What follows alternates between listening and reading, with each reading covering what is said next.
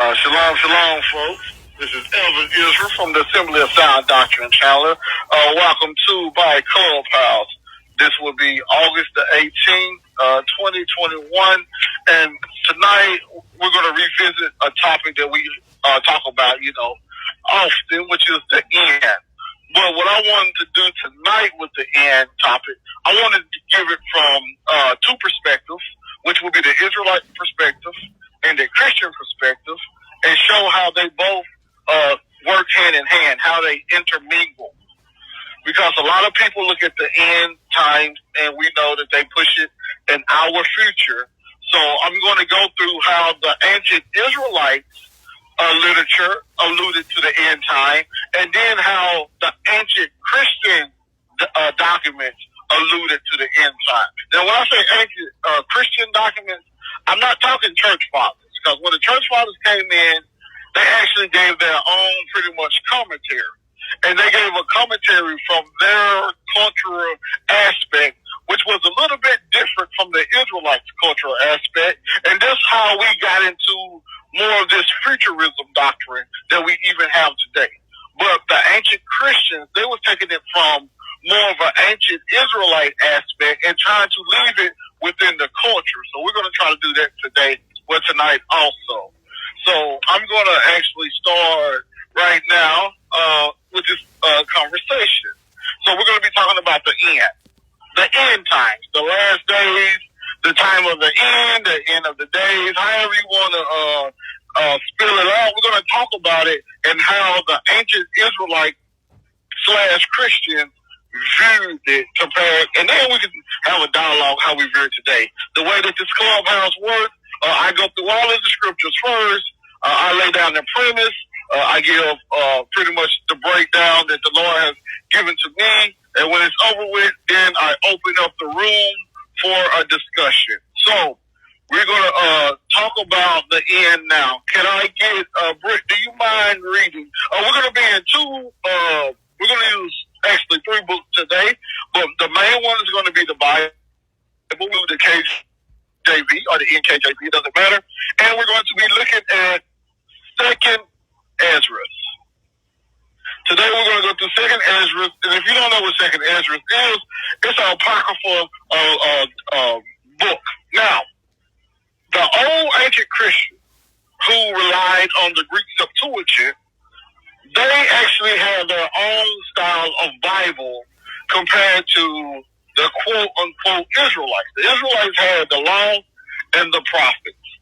But when the Christians, who also are Gentiles as well as Israelites, when they came and they created their nation, they had the law, the prophets, the synoptic gospels, as well as the Apocrypha. And they had it all within their arsenal to explain the beginning to the end. So they had these apocryphal books in which eventually, I believe it was the Roman Catholic Church, I think they got taken out around the Nicene Council, and then I think the Roman Catholic Church tried to add it in their understanding, and that's why a lot of people don't like it right now. But besides that fact, these are old ancient Christian documents, and we're going to read it, and they actually explain some of that parabolic language that's used inside of the Synoptic Gospel, as well as the Torah and the Tanakh. So we're going to go through that today. So let's go through the visitation first. Can I get you to pull up Luke 19, and we're going to read 41 through 44.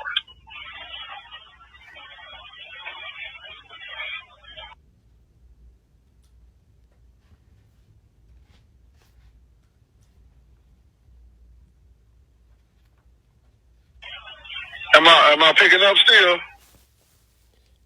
Yeah, I hear you. Yeah, sorry, it's freezing. Can you hear me okay? Okay, yes ma'am, I can hear you. Okay, so Luke 19, 41 through 44. As he approached Jerusalem, he saw the city and wept over it. Oh, you want the KJV? 1 second, you guys. I'm sorry. Okay. And when he was come near, he beheld the city and wept over it, saying, If thou hadst known, even thou, at least in this thy day, the things which belong unto thy peace, but now they are hid from thine eyes. For the day shall come upon thee that thine enemies shall cast a trench about thee, and compass thee round, and keep thee in on every side, and shall lay thee even with the ground, and thy children within thee, and they shall not leave in thee one stone upon another, because thou knewest not the time of thy visitation. Okay, so now we have Christ. Clearly, Luke is going through a dialogue on which Christ is saying, because we know Luke wrote a witness perspective, from a witness perspective. So Luke is going through the dialogue that Christ had, pretty much talking out loud, looking at the city of Jerusalem from afar.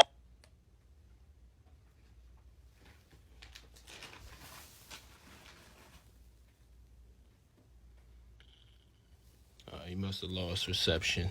Let me try to bring him back in.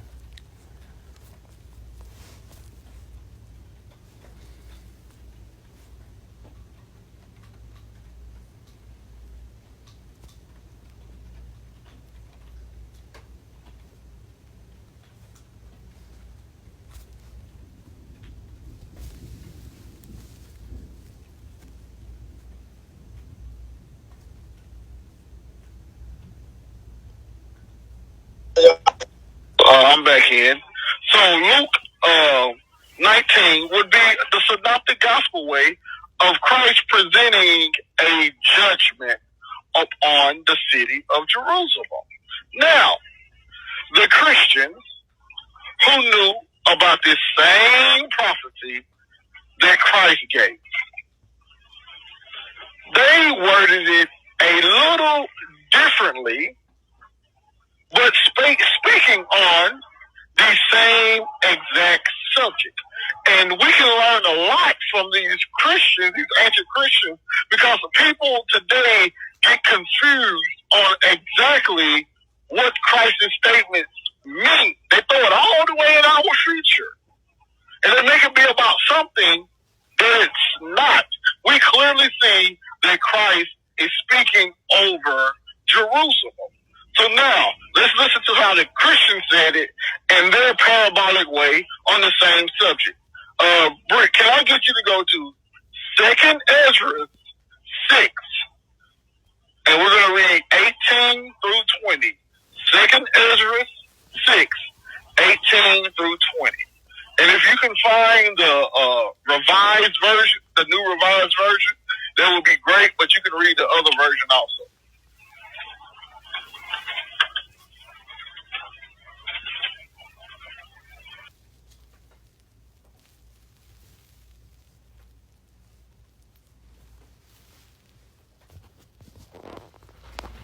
Okay, I don't know if this is revised, but this is 2nd Ezra 6, and you said 18 through 20? Yes, ma'am. And it said, Behold, the days come that I will begin to draw nigh and to visit them that dwell upon the earth, and will begin to make inquisition of them, what they be that have hurt unjustly with their unrighteousness, and when the affliction of Sion shall be fulfilled. And when the world that shall begin to vanish away shall be finished, then will I show these tokens. The book shall be opened before the firmament, and they shall see altogether. All right, so before we break that down, we're going to conclude that part with Revelation 6, 10 through 11.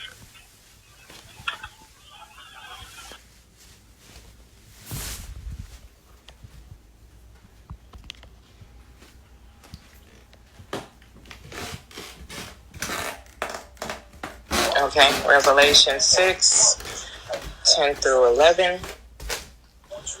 And they cried with a loud voice, saying, How long, O Lord, holy and true, dost thou not judge and avenge our blood on them that dwell on the earth?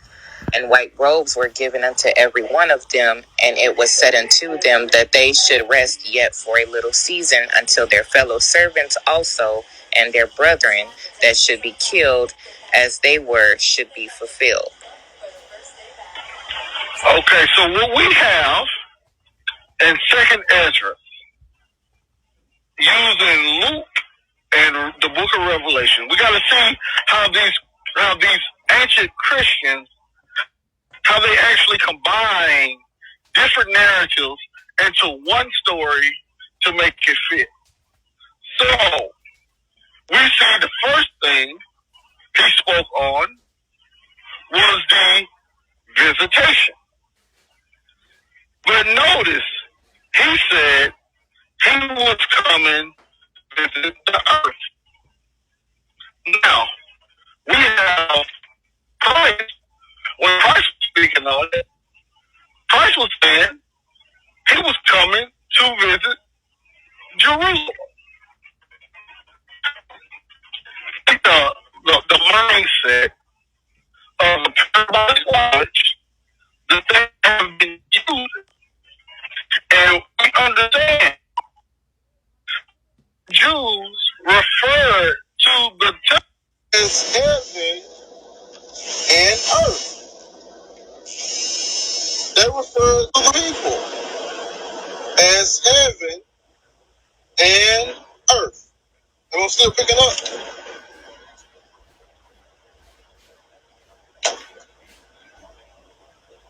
Yes. Am I still picking up?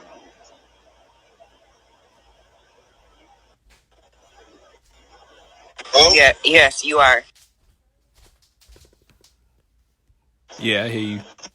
Still picking up? Okay then, okay. So, did y'all hear about the temple, referring to it as heaven and earth? Yes, sir. Okay then, okay, good, thank you. So we see the ancient parabolic language, temple, heaven and earth. So, Christ in Luke, he's crying over Jerusalem. In 2nd Ezra, now the Christians uses the parabolic language to explain what's being said in Luke. It says, 2nd Ezra, behold, the days come that I will begin to draw nigh and visit them that dwell upon the earth. If you had known your time of visitation. So this is the same visitation. Christ was talking about the temple, idiomatic language for the temple, heaven and earth. So 2nd Ezra is talking about the temple also. And we're gonna prove that in just a second. In 2nd Ezra, it says, and will become to make inquisition of them, the people that's in earth, what they be that have hurt unjustly with that unrighteousness. So now this seems like he's talking about the whole entire planet, right? But as you read more in 2nd Ezra, it says, and when the affliction of Zion shall be fulfilled, and when the world that shall begin to vanish away. So now, what do we do with this? The affliction of Zion. That's what Britt read in Revelation chapter 6. What was they waiting on in Revelation chapter 6? They was waiting on the number that was supposed to be martyred to be fulfilled. Of who? The Israelites. Who will be the Israelites being martyred? Those that was in Mount Zion or Sion. So that would be the affliction of Sion. The affliction of Sion had to be fulfilled. In the book of Revelation, the number of those that had to be killed had to be fulfilled. So we can see once again how the Christians in Second Ezra is taking different stories, placing them all together and making one story. So the second Ezra itself could be considered, it's apocalyptic literature, but it could be considered a Bible in itself because it hit every aspect. But let's keep going. And it says, and when the world that shall begin to vanish away shall be finished. Now, we know from the book of Hebrews, when we read the other day, that the old covenant was vanishing away. Now, here, when the world began to vanish away, who was the old covenant for? Israel. So once again, it's pointing back to Israel, using all of this parabolic language to explain the story. So now, Christ had already spoke on the destruction of Jerusalem.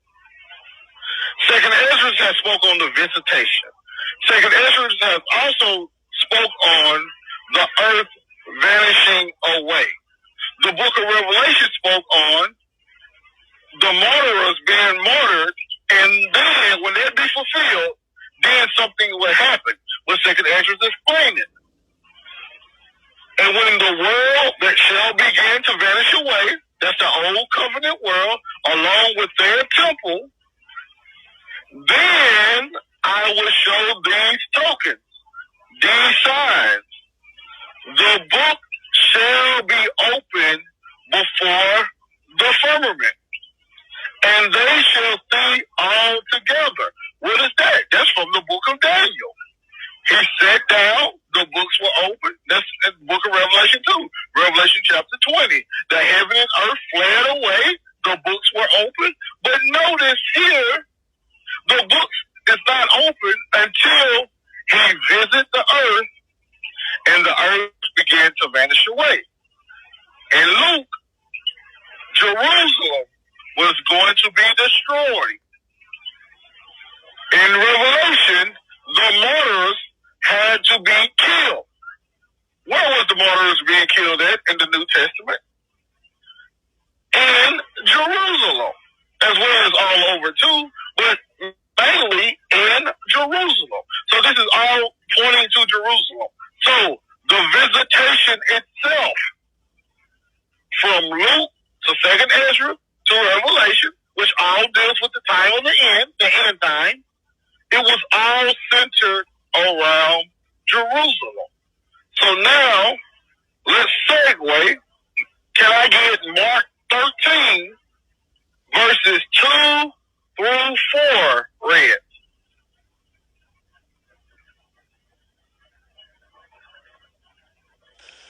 So Mark verses 2, verse 4? Mark 13, 2 through 4. Okay, Mark 13, 2 through 4. And Jesus answering said unto him, Seest thou these great buildings? There shall not be left one stone upon another that shall not be thrown down. And as he sat upon the Mount of Olives over against the temple, Peter and James and John and Andrew asked him privately, Tell us, when shall these things be? And what shall be the sign when all these things shall be fulfilled? Okay, so we're back at Jerusalem being destroyed again. We're back right there. He's prophesying about Jerusalem being destroyed. This is Mark's account of it. So can you read now verses 12 through 13 in Mark 13, 12 through 13. All right, 12 through 13. Now the brother shall betray the brother to death, and the father the son. And children shall rise up against their parents, and shall cause them to be put to death. And ye shall be hated of all men for my name's sake. But he that shall endure unto the end, then the same shall be saved. So you got the brothers going against brothers, fathers going against sons, and mothers going against daughters, and etc. All of this is happening during the time of the destruction of Jerusalem. And this is actually opposite of John the Baptist's ministry when he was supposed to turn the hearts back of the fathers back to the sons. Here we have the opposite going on where the fathers and the sons are fighting amongst each other. But this is happening during the visitation, during the destruction of Jerusalem. What's happening? This is a war. Chaos is happening. You got the city getting ready to be ravaged. Now you got chaos within the city. The chaos. I don't know if you all have ever been around someone when things are going bad. You know, sometimes they take their frustration out on you. When a person is having a bad day, sometimes they will indeed take their frustration out on you. So now imagine a siege happening. No food, no water, mentally frustrated, anxiety, all of these things are happening. The temple, which they say this is the only way we can talk to our God. When the temple being destroyed, now they understand that their God has fled from them. They have no one to protect them. They are given over into the hands of the army that's coming. Now, through all of that emotional turmoil, fathers and sons are now fighting, whether if it's for food, shelter, anxiety, mental stability, regardless, fathers, sons fighting, brothers fighting, daughters, mothers fighting, and etc. To give you the mind of chaos, because this is the natural state of war. So now, we're going to go back to 2nd Ezra. Can we read 2nd Ezra 6, 23 through 26? 2nd Ezra 6, 23 through 26.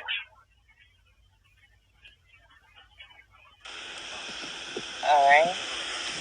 And the trumpet shall give a sound, which when every man heareth, they shall be suddenly afraid. At that time shall friends fight one against another like enemies, and the earth shall stand in fear with those that dwell therein. The springs of the fountain shall stand still, and in 3 hours they shall not run.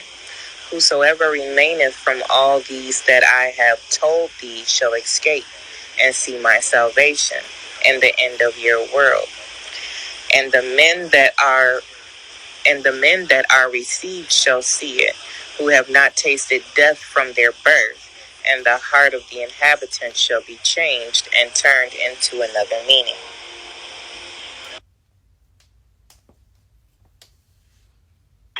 So now we got to unpack what the author of 2nd Ezra did there. So now notice, first thing first, you hear the trumpet blast. We know they're all too familiar when we go through Matthew 24, 1 Thessalonians, and etc. That trumpet blast. When the trumpet blasts, we know that that's a sign. Okay, also the Feast of the Trumpets being fulfilled. But we know that's a sign of to be alert.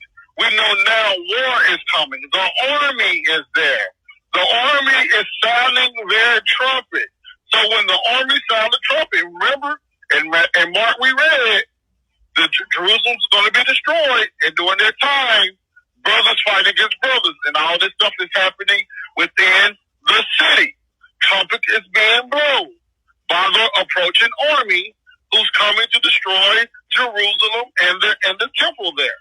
So now notice, Ezra, trumpet shall give off the sound, and when every man hear it, they shall be suddenly afraid. Why? Because they know the war is here. Christ called it the visitation in Luke. Ezra's called it the visit. Verse 24. And at that time, friends shall fight against one another like enemies. That's the same language as brother fighting against brother. Father fighting against son. Mother fighting against daughter. Same type of language happening when the war is approaching. And Mark, this happened when Jerusalem was going to get destroyed, or the temple, which is when the war is approaching. And notice what it says. And the earth shall stand in fear. Now, 3 again. Notice what it says. Every man heareth, they shall be afraid. Verse 24. The earth shall stand in fear. Parabolic language. Quoting now the people being the earth. This is found in Deuteronomy 31:32, when Moses addressed the children of Israel like heaven and earth. He called the children of Israel heaven and earth. Now, in Ezra, those children of Israel inside of Jerusalem, they are afraid, and now the parallelism that the Hebrews used and the Christians picked up, they use their parallelism to say it one way, then say the same subject another way, that said the earth stood in fear and those that dwell therein. This will all represent the people. The earth will represent the people. Those dwelling in will represent the people. All metaphors are idiomatic language for the people and the temple. That's all it is. They just say it different ways. They use it interchangeably because the people represents the temple also. And notice, the springs of the fountains shall stand still. This is a event that's causing nature to shift. Now we see this as apocalyptic literature language. We can see it in Matthew, Mark, Luke, where the sun stops shining, the stars falling from the sky, and etc. The apocalyptic language of chaos in the heavenly, chaos in nature. Here we have in the second Ezra, the springs of the fountain stand still. They stop doing what they naturally do. Chaos in nature. And in 3 hours shall they not run. 3, we know, symbolic number. Verse number 25. Whosoever remaineth from all these that I have told thee shall escape. Is that not what we find in Matthew 24, Mark, and Luke? Mark 13, Luke 17, Luke 21. Flee into the mountains when you see the army, a.k.a. the abomination of desolation, spoken of, that Daniel spoke of. They shall escape. These people are fleeing into the mountains from the army. Whosoever remaineth from thee. Now, what does that put you in? That puts you in the mindset of the flood. Whoever remained after the flood was able to escape that judgment, which was Noah and his sons, the elect. Now we got the people, the elect, who see all of this destruction happen. They are the ones that's untouched, unscathed. They are the ones that escape. Just like in Matthew 24, the elect will be the ones that listen to Christ, and they will escape into the mountain, seeing the signs being displayed. Remember, they saw the signs first, and then when they saw the abomination of desolation, they fled into the mountain. Here, they see the signs first, and then they escape. Okay, so now, and the men that are received shall see it. They will be the chosen, who have not tasted death from birth. So the men who have not tasted death from birth shall survive this. Now, can you read Matthew 16, 27 through 28?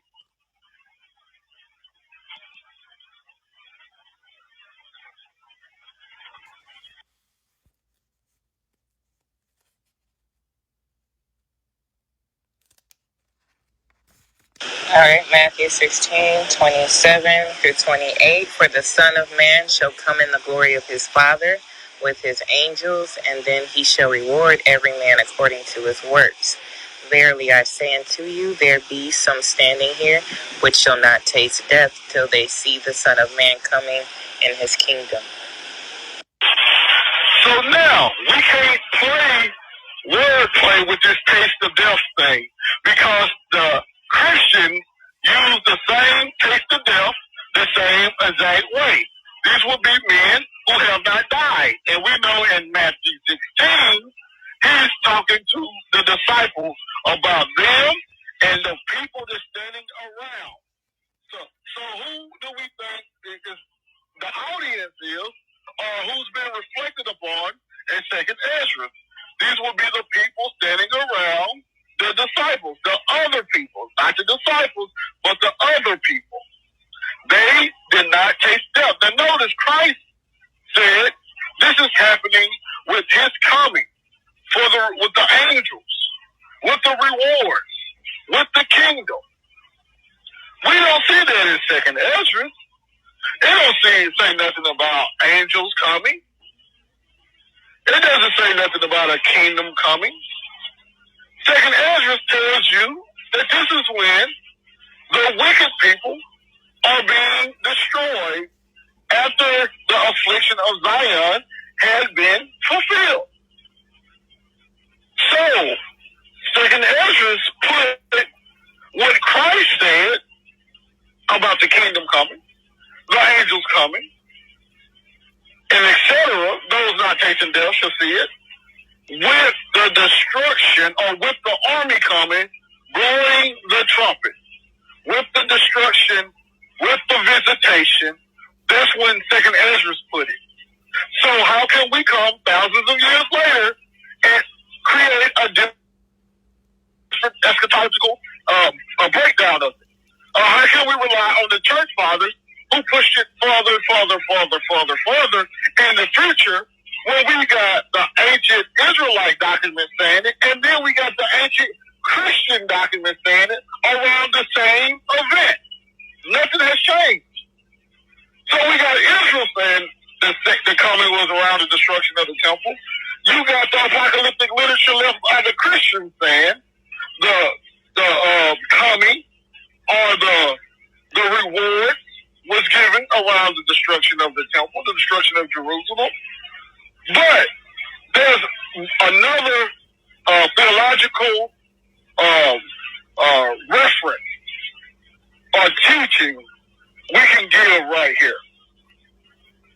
Can you read 1 Corinthians 15, 51 and 52?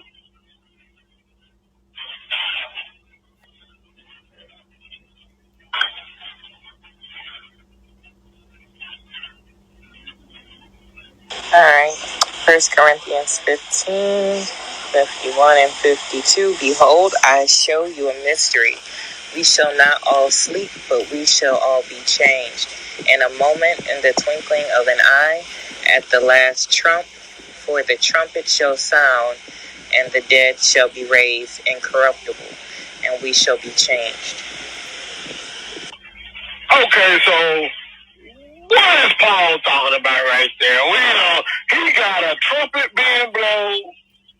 He got everybody changing simultaneously. He got the dead being raised incorruptible. He got all of these things going on at one time.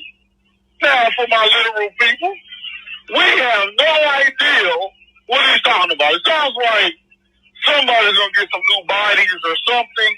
We have the famous clue what's going on here if we take it literal. So now, can you also read 1 Thessalonians 4, 16 through 17?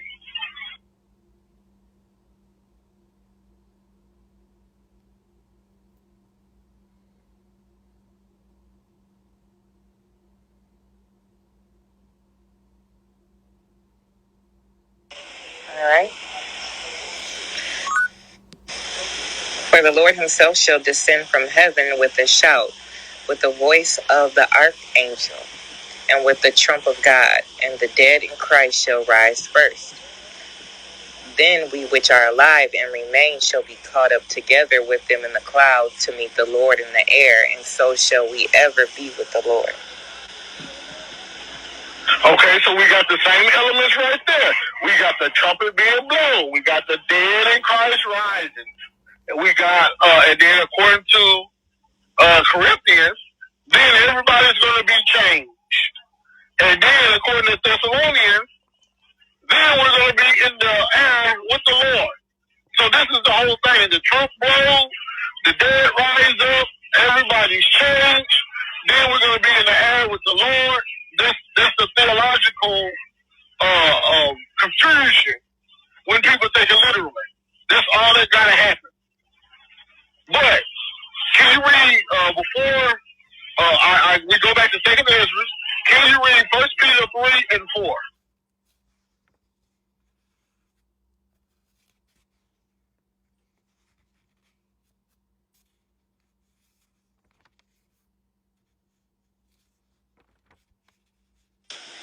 All right, First Peter 3 and 4. But let it be the hidden man of the heart, in that which is not corruptible, even the ornament of a meek and quiet spirit, which is in the sight of God of great price. Okay, read it one more time, but read it a little slower. First Peter 3 and 4. But let it be the hidden man of the heart, in that which is not corruptible, even the ornament. Okay, so hold on, right there. Hold on, right there. The hidden man of the heart, we know the heart is the mind, that which is not corruptible. What did he say? Paul said, those that was dead was going to raise up uncorruptible. Peter says, the hidden man of the heart, that is corruptible. So they're both talking about not something being not corruptible. Paul said the body is going to raise up uncorruptible. Peter said the hidden man of the heart is not corruptible. So when the corruption put on incorruption, it deals with the hidden man of the heart. But now, could you read, continue reading, but read it slow, the attributes of the hidden man of the heart.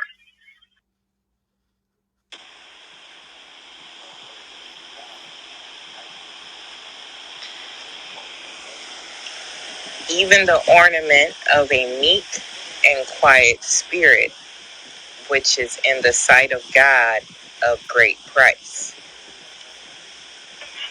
A meek and quiet spirit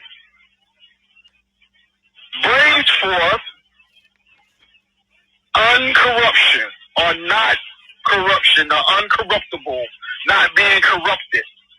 So that meek and quieted spirit is what brings forth uncorruption. So now notice, I'm gonna hit that point in just a second. I'm not gonna even hit the point just right now. We're gonna tie it in. So now, can you read again in Second Ezra 6:26 through 28 again? Because we got the trumpets being blown, we got the dead rising incorruptible, we got everybody being changed, we stand in the air with the Most High. Let's see what all that parabolic language means to the Christians, and how the Christians use their language, their imagery, and how they draw a type of theology from it, and what it meant to them. What does that mean to them? And the men that are received shall see it, who have not tasted death from their birth. And the heart of the inhabitants shall be changed and turned into another meaning. For evil shall be put out, and deceit shall be quenched. As per faith it shall flourish. Corruption shall be overcome, and the truth, which hath been so long without fruit, shall be declared.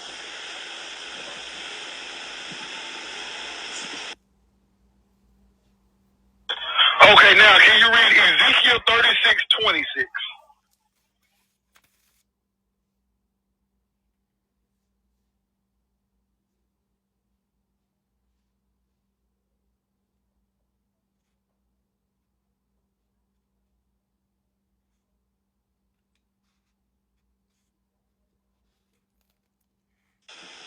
sorry, my phone is freezing. Okay, Ezekiel 36:26, a new heart also will I give you, and a new spirit will I put within you, and I will take away the stony heart out of your flesh, and I will give you an heart of flesh.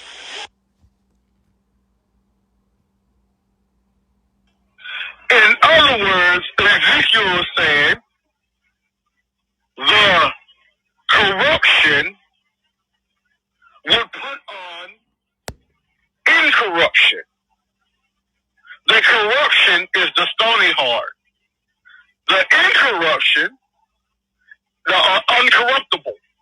The incorruption, the uncorruption that Paul was talking about was the new spirit and the new heart. Now, how do we know again this? I'm gonna go back to Second Ezra. It says it right here. Second Ezra 6. It says, let me see here. 26. And the man who receiveth shall see it, who have not tasted death from the birth, and the heart of the inhabitants shall be changed and turned into another meaning. What did Paul say? We all will be changed. When this corruption puts on incorruption, we all shall be changed at the final trump. What's happening here at the final trump? Everyone's heart is changed into another. Ezekiel said it another way. A new heart and a new spirit I will give you, and I will take away your stony heart. Peter said, the quiet man, or the gentle man, or what was the man that he said? And Peter?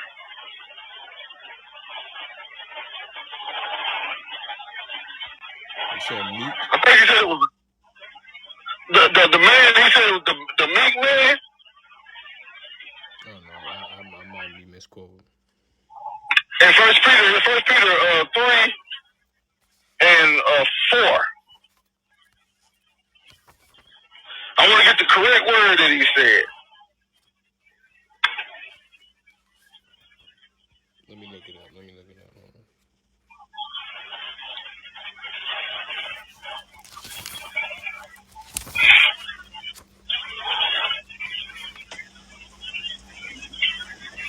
Whose adorning, let it not be that outward adorning of fading the hair. Nah, it ain't 1 Peter 3 and 4. But he that hidden of the heart, in which is not corruptible, even the ornament of a meek and quiet spirit. Oh, so I was right. Yeah, meek and quiet spirit. So the meek man, is that the King James Version? Yeah, hold on, Elvin. Let me just repeat it, because Monster, you really, really low. So I just want to make sure it comes up on the recording. Yeah, meek and quiet. Yeah, so it says, but let it be the hidden man of the heart, in that which is not corruptible, even the ornament of a meek and quiet spirit, which is in the sight of God of great price. So a meek and quiet spirit. So that'll be that new spirit, that spirit that you put in. Right. So, right. You got it, my brother. So the hidden man, he said, I will give you a new spirit. That's that meek and quiet spirit. He said, I will give you a new heart. That's them putting on the incorruption from the corruptible. So Ezekiel 26, Ezekiel 36:26. It was speaking about what Paul said. But who would know unless you could make the correlation from all of the other literature? Nobody knew that's what Ezekiel was talking about. But Paul, being a philosopher, being educated in Torah and Tanakh, being educated in Hellenized Judaism, and etc., Paul can say it a different way, but have the same meaning. So when Ezekiel was speaking speaking of it. Notice when Ezekiel brought it up, he's going to give them a new heart and a new mind. Then eventually, a few chapters later, he talks about the valley of dry bones when they are in their graves, and then they get the spirit, and then they wake up out of their graves with a new heart and a new mind. And then you got Paul saying at the final trumpet, the corruptible will put on incorruption. This is the same thing that Paul is saying. And in 2nd Ezra, it actually explains it even more. In 2nd Ezra, what does it say again? The heart of the inhabitants shall be turned into another meaning. But then it tells it in verse 27. Because now that corruptible has put on incorruption, and the wicked people have been destroyed. What happened? In 2nd Ezra, this is what happened. For evil shall be put out, and deceit shall be quenched. All of the wicked people in Israel have been destroyed. The Christians, now they have a new heart. There's no deceit in them. There's no evil in them. They are now incorruptible. But then verse 28, it explains it even more. As for faith, that's the tree of knowledge. It's the tree of life right there. That's the tree of life being there. For evil shall be put out. The tree of knowledge of good and evil. That tree is leaving. The tree of life is beginning. It's staying. As for faith, it shall flourish. That's that garden language. It shall flourish. What does it say? Corruption shall be overcome. When is corruption overcame? When is it overcome? Jerusalem's destroyed, and then the hearts of the inhabitants is changed, allowing corruption to be overcome. So when Paul is talking about this corruptible, these bodies, these people, this corruptible will put on incorruption, he's talking about a change of the mind, a change of the spirit. So when you see it in Daniel 12, this is what's happening. Many that sleep in the dirt shall arise, some to shame, some to righteousness, others to shame and everlasting contempt, and the wise will shine like the stars in the sky. What did Paul say? We will all be changed. What did Daniel say? The wise will shine like a star. What did 2nd Ezra say? The heart will be changed. All of these is different ways of saying the same thing, which is a change of the way people think when they put on Christ. When the temple destroyed, the tree of knowledge of good and evil destroyed, the law finally completed, the affliction of Zion completed. Now people will start thinking and living a different type of way based off of faith. The physical temple is gone. Christ told the woman, it's going to come a time when you worship the Father neither here in Mount Gerizim nor in Jerusalem, but you're going to worship him in spirit and truth. You're going to worship him in faith. All of the physical things that you first used to get access to me and the Father will be taken from you. So now you have no choice but to only believe, only have faith. No more things written down for you. Now you got to have the things written on your heart. You got to have a different heart, a different spirit in order. But that's what I was wanting to get with that. And it says, which have been, look right here, verse 28 again, and as for faith, it shall flourish. Remember the tree of life? Corruption shall be overcome. That's the tree of knowledge of good and evil. It brought forth death. Corruption brings forth decay, death. A stony heart.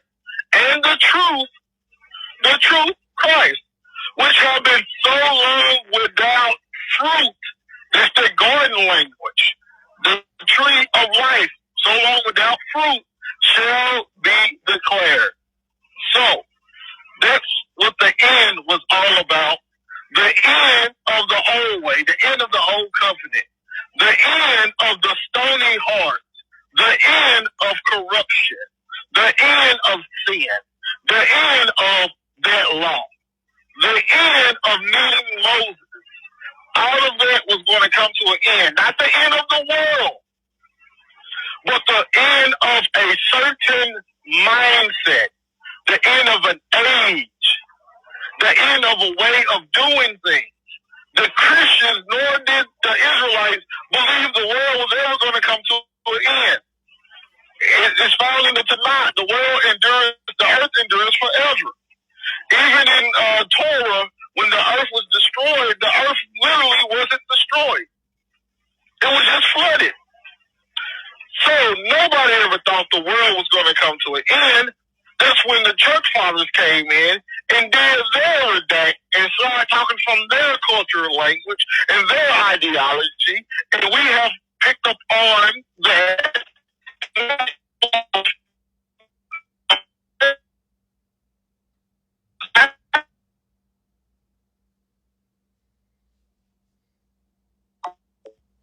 You in the Matrix. I learned from my mistakes.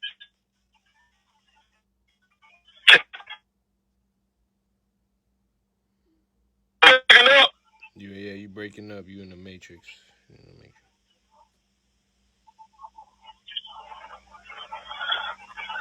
All right. I can hear you better now.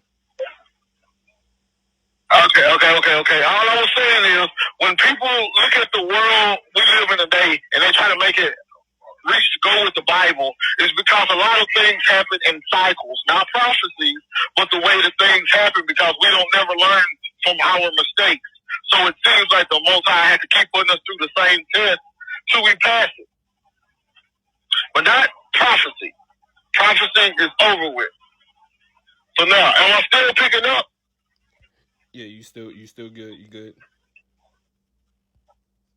All right, I'm going to hit on one more thing, and then we can open up for a dialogue. Can someone go to Hebrews 11, 9 through 10? This is just a side.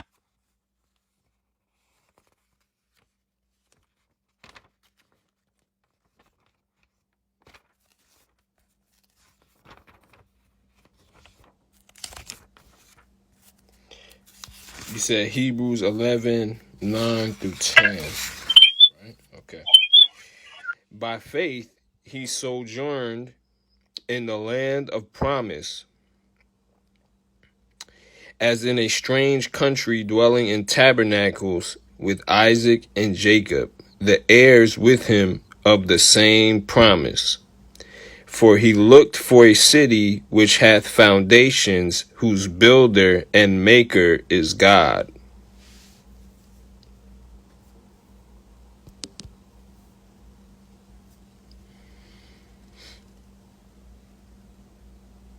All right, now I want to couple that with John 8:56.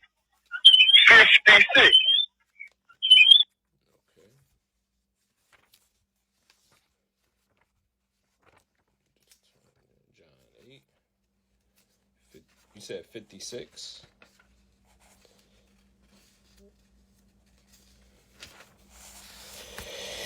Yes, sir.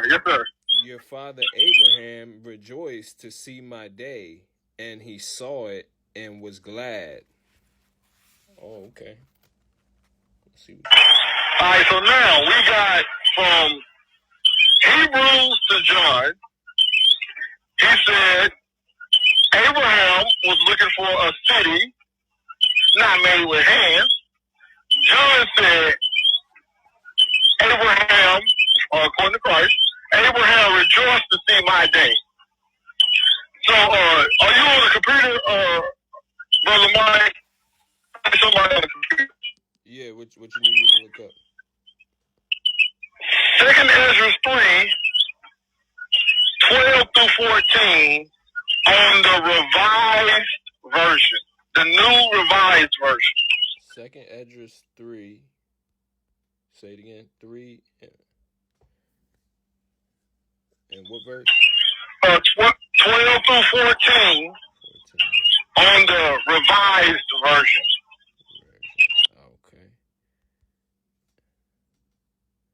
All right.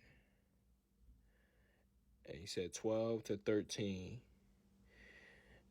12 through 14. 12 to 14. When those who dwelt on earth began to multiply, they produced children and peoples and many nations, and again they began to be more ungodly than were their ancestors. And when they were committing iniquity before thee, thou didst choose for thyself one of them, whose name was Abraham, and thou didst love him, and to him only didst thou reveal the end of the times secretly by night. Wow. Wow. So according to the older version of Ezra says, to him only you reveal thy will. But when they revised it, I guess they found new documents. It said that he showed Abraham the end time. So when he said, Abraham rejoiced to see my day, and Abraham was looking for a city not made with hands, it's because Abraham saw what transpired in the last days, or the days of the time of the end, when Christ came with his kingdom through that final judgment. So when he said Abraham rejoiced to see my day, I think it makes sense. That's what he's talking about. That's insane right there. That's one of them ones right there.